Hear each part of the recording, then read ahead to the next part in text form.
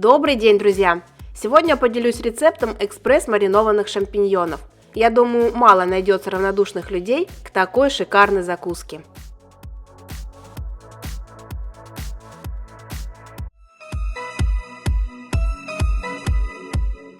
Итак, берем 400 грамм шампиньонов приблизительно одинакового размера. Выбирайте мелкие или средние, как у меня, грибочки. Моем их, перекладываем в кастрюлю. Заливаем горячей водой 80 градусов.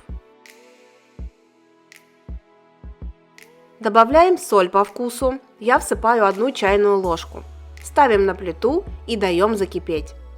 Варим шампиньоны 10 минут с момента закипания, а пока сделаем маринад.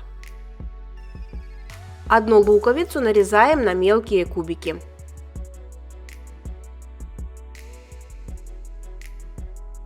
Небольшой пучок свежей петрушки измельчаем. В принципе, можно взять и укроп, но на мой вкус петрушка подходит больше. Теперь в миске соединяем 3 столовые ложки оливкового масла,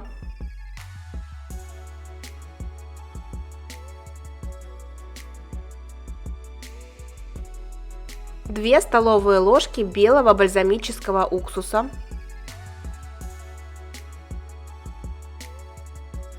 пропускаем сюда через пресс 2 зубчика чеснока,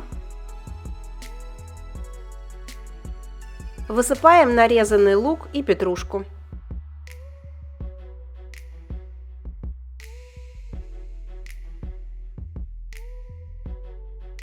А также добавляем пол чайной ложки соли, пол чайной ложки черного молотого перца и пол чайной ложки молотого кориандра. Хорошо все перемешиваем.